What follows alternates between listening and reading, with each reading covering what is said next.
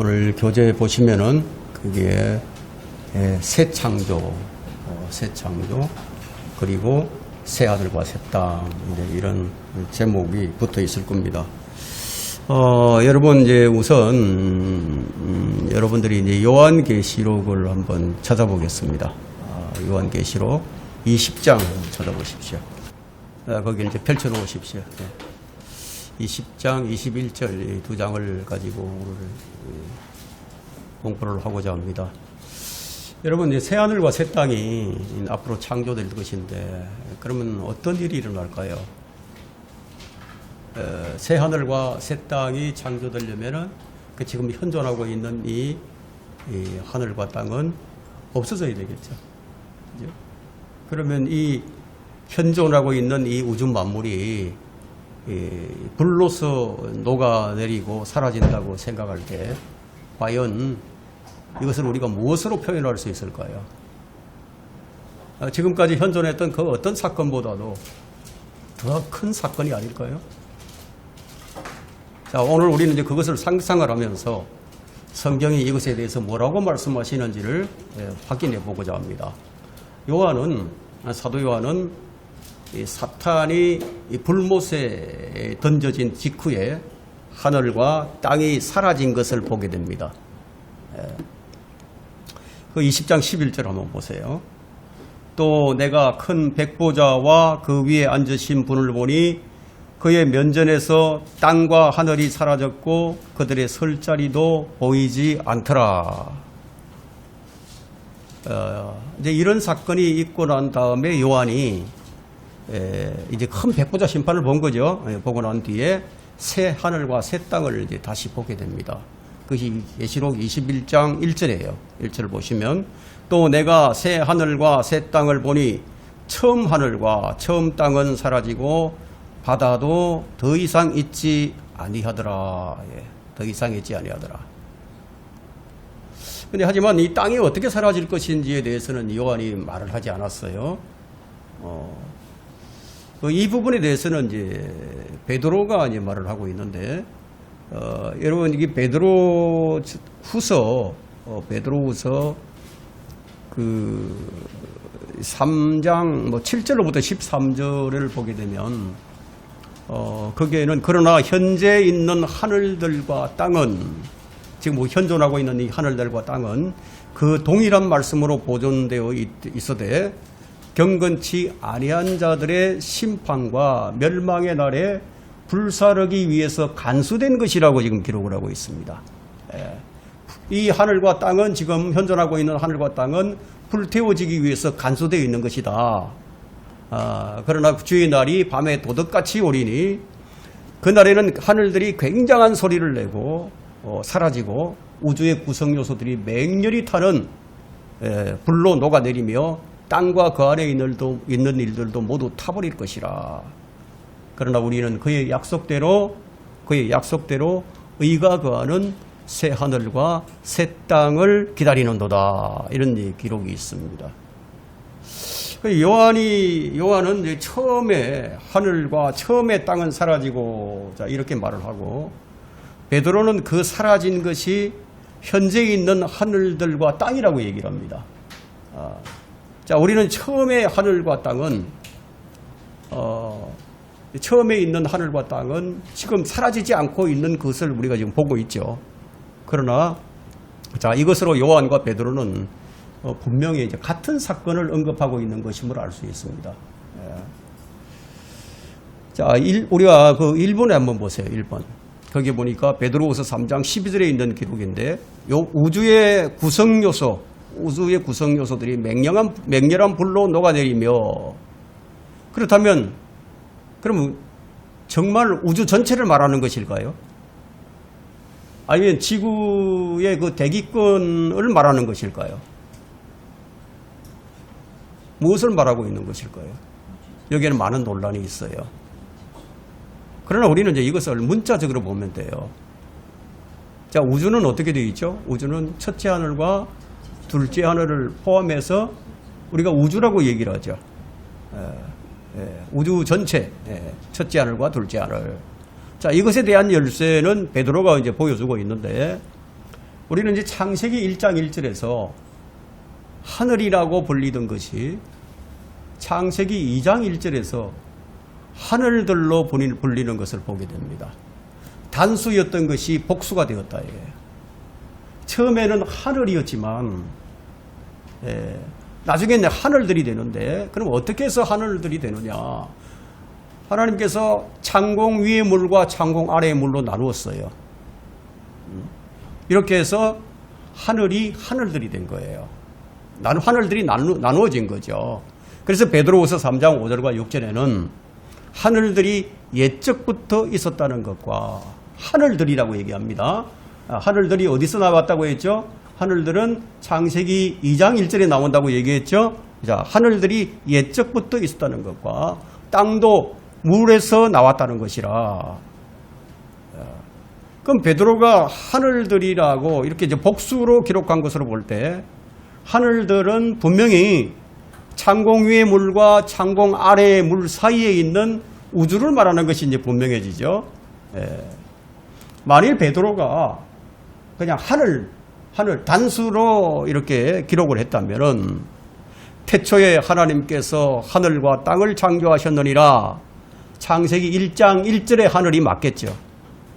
그러나 이 베드로가 여기서 하늘들이라고 기록함으로써 하늘이 나누어지고 난 뒤에 하늘들인 것을 알 수가 있는 거예요. 왜 이것을 우리가 분명히 해야 하는가 하면은, 땅이 물에서 나온 것이 두 번 있었기 때문이에요. 우리는 창세기 1장과 창세기 7장에서 땅이 물에서 나오는 것을 두 번 보게 됩니다. 그럼 과연 이것이 무엇을 가리키는 것일까요? 하늘들이라고 했으니까 하늘들이라고 하는 것은 하늘이 나누어지고 난 다음이죠. 그죠? 그러니까 땅이 물에서 나왔다는 것은 무엇을 의미하는 겁니까? 첫 번째 1장일까요? 아니면 7장일까요? 노아 홍수 이후일까요? 이것을 단수와 복수로서 우리는 분명하게 이제 알 수가 있는 거예요. 자, 이 부분에 대해서도 많은 논란이 있습니다. 왜냐하면 왜 논란이 있느냐? 단수와 복수를 제대로 가려서 보지 않았기 때문입니다. 자, 우리는 골로새서 1장 17절에서 만물이 존속하고 있는 것은, 왜 만물이 어떻게 해서 지금 이렇게 질서정연하게 존속하고 있는 것인가? 그것은 예수 그리스도께서 그것을 붙들고 있기 때문이라고 말씀하는 것을 볼 수가 있어요.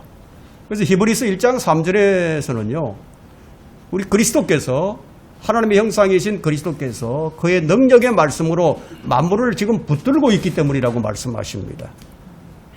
그럼 모든 물질의 원자의 역학적 구조를 붙들고 이 폭발을 억제하고, 우리 주님께서 그 폭발하는 것을 억제하고 있기 때문에 지금 만물이 지금 안정을 유지하고 있는 거예요.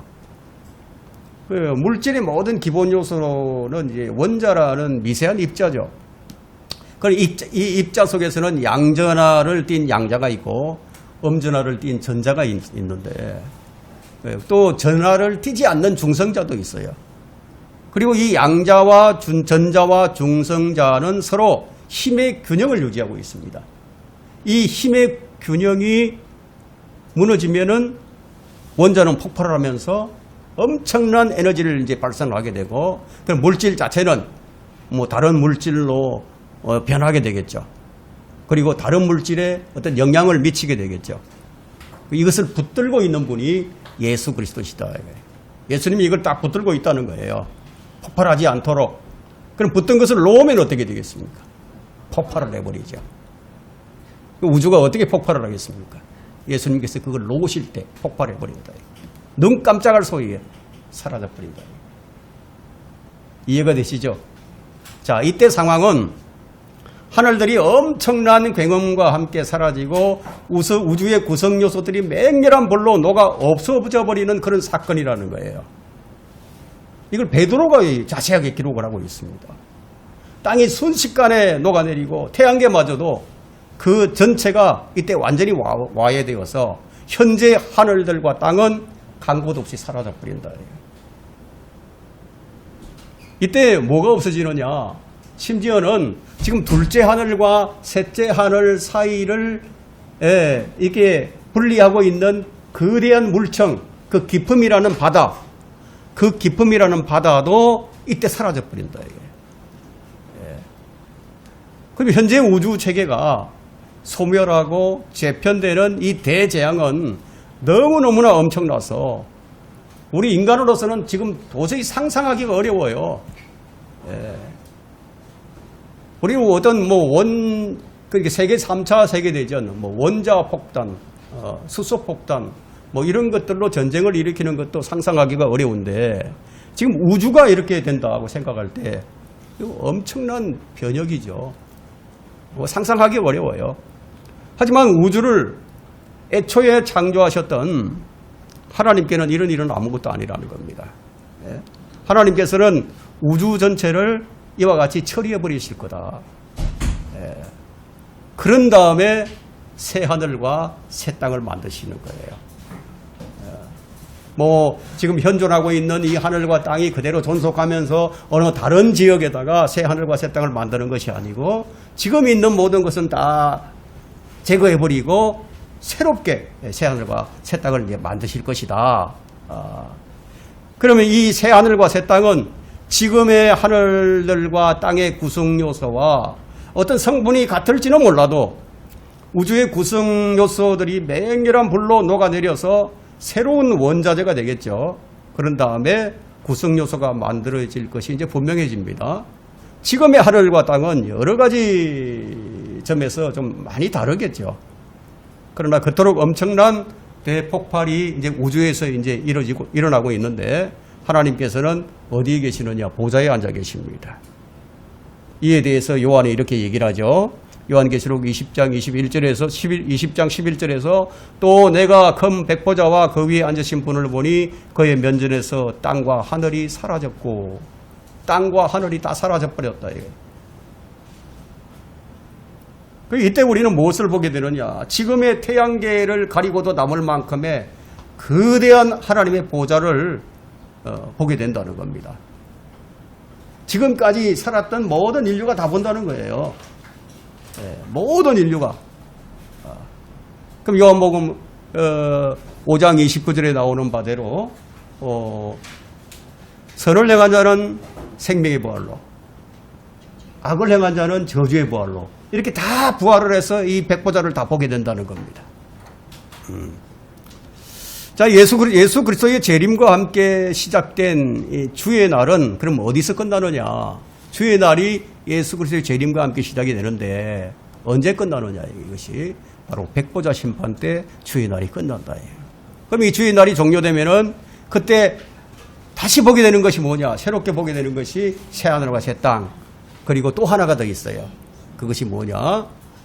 새 예루살렘 도성을 우리가 거기서 보게 됩니다. 그래서 요한계시록 21장 1절에서 또 내가 새 하늘과 새 땅을 보니 처음의 하늘과 처음 땅은 사라지고 이것들은 완전히 사라져버렸다 이거예요. 완전히 사라져버렸어요. 바다도 더 이상 있지 아니하더라. 나 요한은 거룩한 도성 새 예루살렘이 하나님께로부터 하늘에서 내려오는 것을 보았는데 마치 신부가 자기 남편을 위하여 단장한 것 같이 예비되었더라. 여러분들이 지난주에 우리가 성경 공부를 했죠. 그 내용과 연결시켜서 보시면은 이 말씀이 어떤 말씀인지 알 수 있어요. 예수 그리스도의 신부가 있다. 사탄도 자기 신부를 가지고 있다. 우리 지난 시간에 배웠죠. 자, 하늘들이 사라지고 우주가 녹아내린 뒤에 새 하늘과 새 땅이 펼쳐지고 새 예루살렘이 하나님께로부터 하늘에서 내려옴과 동시에 어떻게 된다? 영원 시대가 열리게 된다는 거예요. 새로운 세상이에요. 새로운 세상. 그야말로 신천지죠. 요즘 신천지가 얘기하는 거 신천지 그거죠. 자, 세상은 어떻습니까? 세상은 사라지지 않아요, 여러분. 세상은 영원합니다. 세상은 사라지지 않고 영원히 존속돼요. 그러나 지금의 세상이 아니라 새로운 세상이 펼쳐지고 영원히 이제 계속될 것이다. 이것에 대한 성경의 언급이 에베소서 3장 21절에 기록되어 있습니다. 에베소서 3장 21절에는 제가 제일 좋아하는 성경 구절인데 거기에는 그리스도 예수를 통하여 교회 안에서 그분께 영광이 모든 시대들 곧 끝없는 세상에 걸쳐 있을지어다. 아멘. 끝없는 세상에 끝없는 세상. 불못에 던져진 자들은요, 그 불못에서 불꽃 가운데서 영원히 살아야 하고요, 구원받은 교회는 새 예루살렘에서 영원히 살게 되고요, 구원받은 이방인들과 유대인들은 새 하늘과 새 땅에서 영원히 살게 된다는 거예요. 이렇게 나눠지는 겁니다. 자, 우리가 이제 1번 한번 보겠습니다. 새 하늘과 새 땅이에요. 자, 처음 하늘과 땅이 완전히 사라지고 새 하늘과 새 땅이 창조되면서부터 영원히 이제 시작이 된다. 그러면 시간은 어떻게 될까요? 여러분, 시간이 없어져 버릴까요? 그렇지는 않죠. 시간은 계속되죠. 왜냐하면 세상은 계속되니까. 에베소서 3장 1절은 끝없는 세상이라고 이제 기록을 하고 있으니까요. 그리스도 예수를 통하여 교회 안에서 그분께 영광이 모든 시대들 곧 끝없는 세상에 걸쳐 있을지어다. 아멘. 시대가 바뀌었어요. 시대가 바뀐다는 거예요. 영원 세상은 그리스도께서 완전한 왕국을 아버지 하나님께 드림으로써 시작되는 새로운 세상이 이제 열리게 됩니다. 이 완전한 왕국은요, 천년왕국이 아니에요. 천년왕국과는 다른 왕국이에요. 천년왕국은 어떻게 끝이 나죠? 천년왕국은 배교로서, 반란으로서 이제 끝이 나기 때문에 천년왕국은 완전한 왕국이 될 수는 없죠. 따라서 완전한 왕국은 새 창조죠. 새로운 세상, 새 하늘과 새 땅에서의 왕국을 의미하고 있는 겁니다. 이것을 온전히 우리가 이해하려면요, 7째 날과 8째 날로 확인해 보면 돼요. 천년왕국이 창조주간의 7째 날 안식일을 의미한다면은 8째 날은 안식일 이후에 따르는 새로운 시대다. 그래서 창세기 7째 날은 완전하지 못했던 옛 창조와 관련이 있어요. 옛 창조. 8째 날은 완전한 새 창조와 관련이 있습니다. 왜냐하면 8째 날 혹은 주의 첫날에 우리가 주님께서 죽은 자 가운데서 부활을 하신 것을 알 수 있죠. 주의 첫날에, 그 주의 첫날은 8째 날이에요. 안식일 다음 날이니까 8번째 날이에요. 자, 그리고 50일 이후, 예수님께서 부활하신 50일 이후인 오순절 날에 성령을 주신 날도 그날이 8번째 날이기 때문에 8번째 날이다. 그러면 천년왕국은 7째 날을 상징하고 있고요. 그리고 이 날은 천년의 일정한 어떤 기간이지만 8째 날은 새하늘과 새 땅이 있는 완전한 시대라고 불리는 이 기간을 가리키는 겁니다. 이 시대의 경륜을 에베소서 1장 10절에서 뭐라고 말씀하시느냐, 때가 찬 경륜이라고 말하고 있어요. 때가 찬 경륜. 그러면 때가 찬 경륜이란 죄 때문에 인간들을 심판해야만 하셨던 이전의 모든 경륜의 때가 차지 못했음을 얘기하는 거죠. 그죠? 그래서 우리는 때가 찬 경륜의 기간을 이사야 66장 22절에서 우리가 발견을 할 수가 있어요.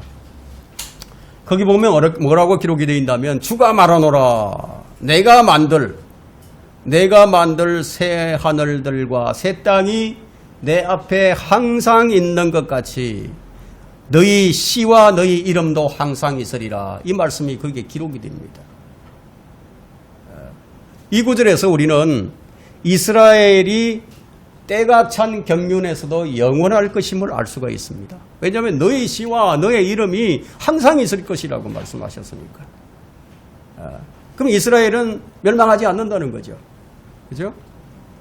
자, 우리가 두 번째로 살펴볼 것은 완전한 왕국 시대의 특징들이에요. 어떤 특징이 있는가? 거기에는 죄가 없을 것이다. 예? 죄가 세상에 들어오기 전에 에덴 동산과 같은 어떤 무죄의 시대. 그러면 에덴 동산과 다른 점은 무엇일까요? 새하늘과 새 땅이 에덴 동산과 다른 점이 있다면 무엇일까요? 사탄이 들어올 수가 없다. 사탄은 이제 사로잡혀서 불못에 던져졌으니까 사탄이 들어올 수가 없다. 이 점이 에덴 동산과 달라요. 그래서 무죄 시대가 이제 계속 지속이 될 수 있는 거죠. 죄를 짓게 만드는 이 근원이 사라져 버렸으니까. 그러면 새 땅의 환경은 병균이 없는 거죠. 세균이 없어요. 죽음이 없어요. 건강은요, 생명나무의 잎을 사용함으로써 유지가 됩니다. 그럼 하늘에는 어떤 일이 있을까요? 뭐 폭풍우가 있을까요? 어떤 폭설이 일어나고, 뭐 천둥과 벼락 같은 것이 있을까요? 그거 사라지겠죠.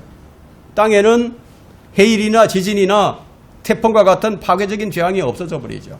그러면 그날에는 에덴처럼 안개가 땅에서 나오고 이 물이 지면을 촉촉하게 적시기 때문에 아주 최적의 이제 기후가 되겠죠. 그러면 지구는 에덴의 아름다움과 영광을 되찾게 될 겁니다.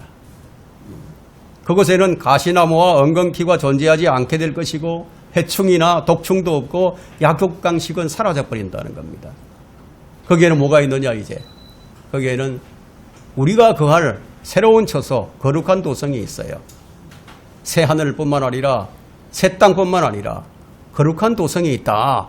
이 도성은 예수님께서 그분의 신부인 교회를 위해서 마련해 주실 것이라고 약속하셨던 그 처소가 요한복음 14장에 기록이 되어 있죠. 그러면 그 도성은 어떻게 건축이 되느냐? 하나님께서 건축자예요.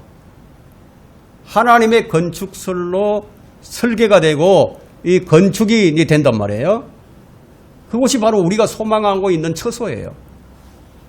그럼 도성이 하늘에서 내려오게 되는데 그럼 이 도성이 어느 위치에 자리 잡을 것인지 우리는 알 수 없어요. 우리가 추측할 수 있는 것은 아마 이 우주의 중심이 아닐까 뭐 이런 우리가 추측은 해볼 수는 있습니다. 왜냐면요. 그 새하늘과 새 땅에는 이 낮과 밤이 있어요. 그렇지만 거룩한 도성에는 낮과 밤이 없어요. 항상 밝아요. 그럼 태양의 영향을 안 받는다는 거죠. 그래서 우리가 그렇게 추측을 해볼 수 있습니다. 그럼 새 도성의 크기는 뭐냐? 얼마나 되느냐? 가로 세로 높이가 똑같아요. 똑같은데 12,000 스타디움. 이걸 킬로미터로 환산을 한다면은 약 2,400km. 가로 2,400, 세로 2,400, 높이 2,400. 어마어마하죠. 그러면 그 처소의 벽은 어떠냐? 벽옥으로 이루어져 있고요. 기초석은 갖가지 보석으로 장식이 되어 있습니다.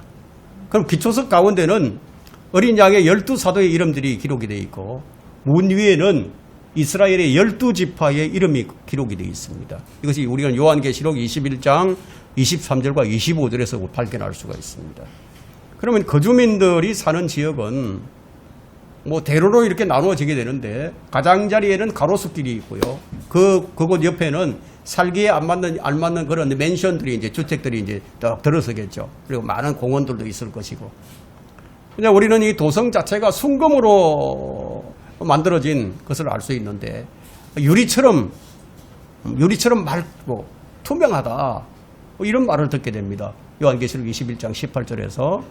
그래서 만일 이 언급이 거주자들의 집과 뭐 어떤 그 방에 대한 것이라면 자, 우리는 맑게 비치는 금으로 이루어진 처소에서 살게 되겠죠. 그죠? 이러한 거주지의 거리가 여러분 더러워진다거나 뭐 추해진다거나 이런 것은 상상해 볼 수가 없겠죠. 그죠? 도성거리 한가운데와 그 강의 양쪽 편에는 달마다 12가시를 내는 생명나무가 있다고 우리가 이제 계시록 2장 7절에서 우리가 볼 수가 있습니다.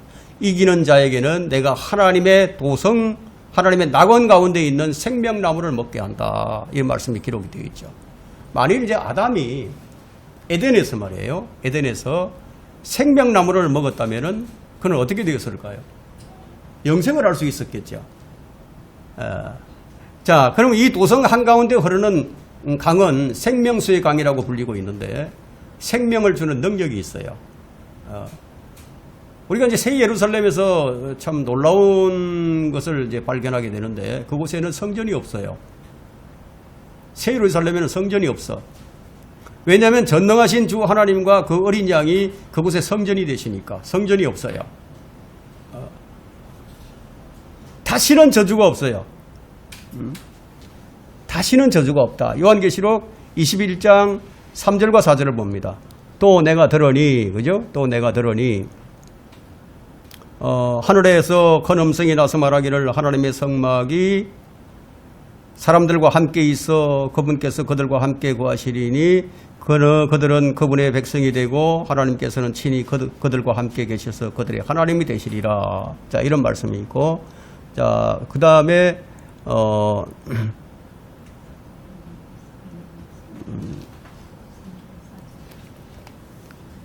그리고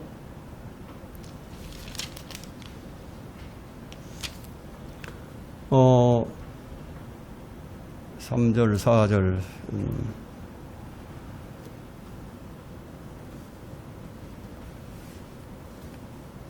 쭉 한번 보겠습니다. 22장으로 3절. 예? 22장으로 3절. 22장 3절. 여기 22장 3절에 보니까 다시는 저주가 없죠. 다시는 저주가 없고 하나님과 어린 양의 보좌가 그 안에 있을 것이며 그의 종들이 그를 섬기리니 그들은 그의 얼굴을 볼 것이며 그의 이름이 그들의 이마 위에 있으리라.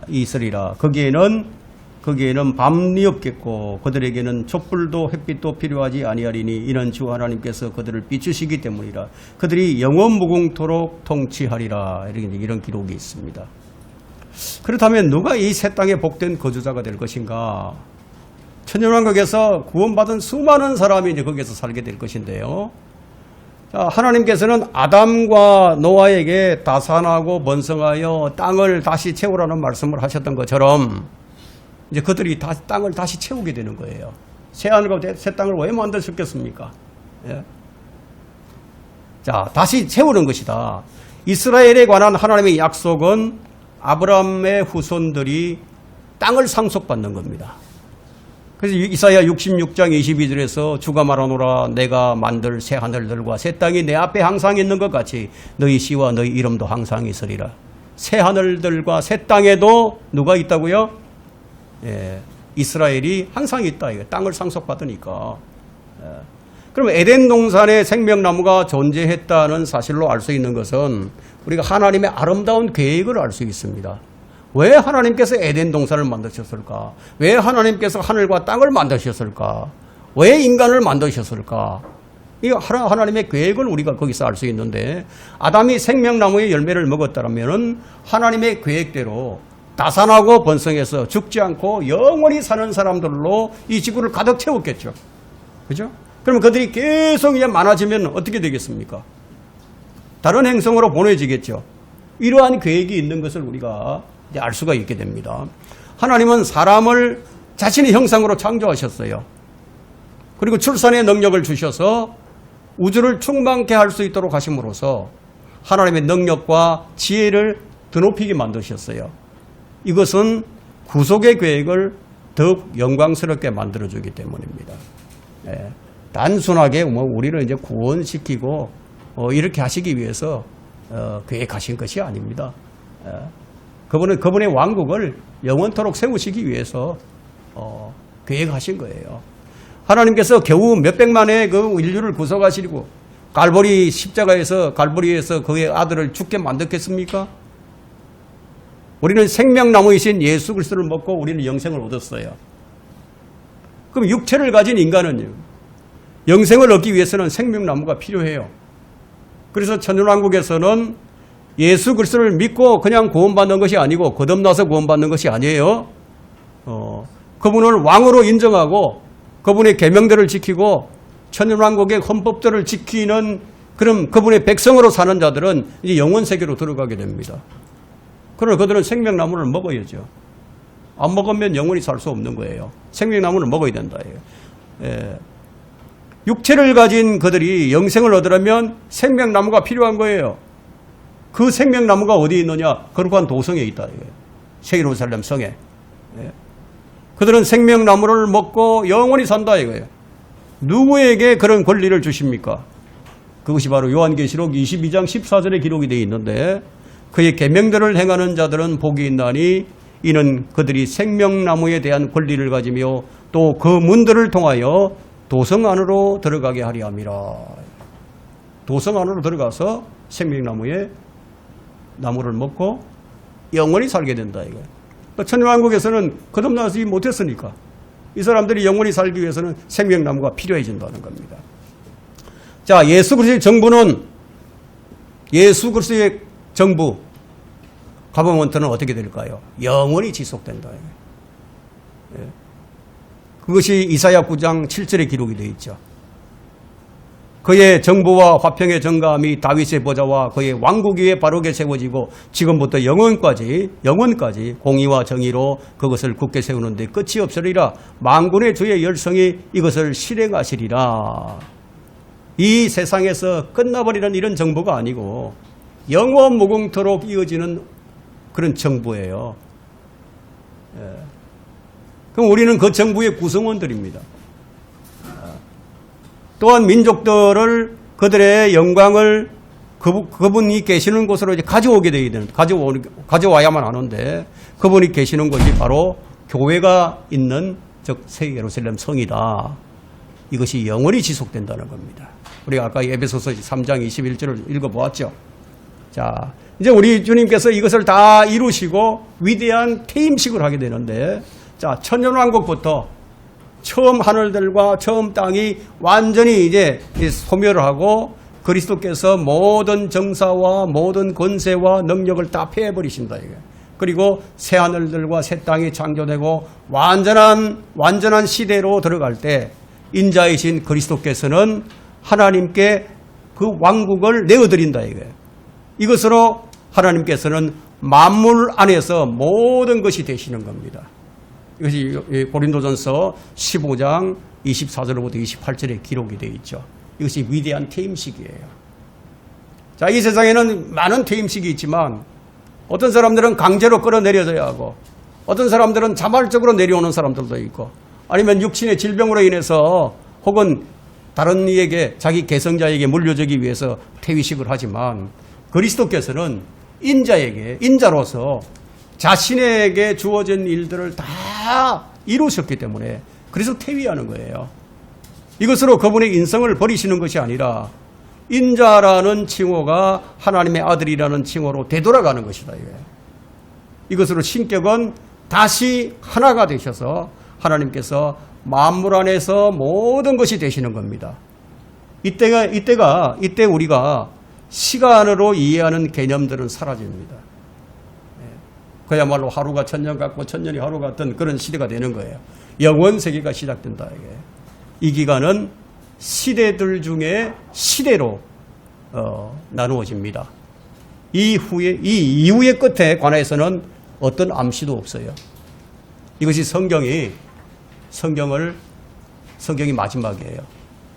여기까지 기록이 되어 있는 겁니다. 여러분들이 어떤 복을 받고 살고 있는지, 우리의 영혼이 어떠할 것인지 이미 우리에겐 다 정해져 있는 거예요. 우리는 이 세상에서 가장 복된 그리스도인들입니다. 우리의 처소도 정해져 있죠. 우리는 그 정부에서 정부 요원으로서 영원히 그리스도와 함께 통치하는 거예요. 새 하늘과 새 땅을 통치하는 무리들이 바로 지금의 그리스도인들입니다. 우리는 모두가 복받은 자들이니까 하나님께 늘 감사하는 그런 생활을 해야 할 것입니다. 오늘 여기 강의를 이것으로 마칩니다.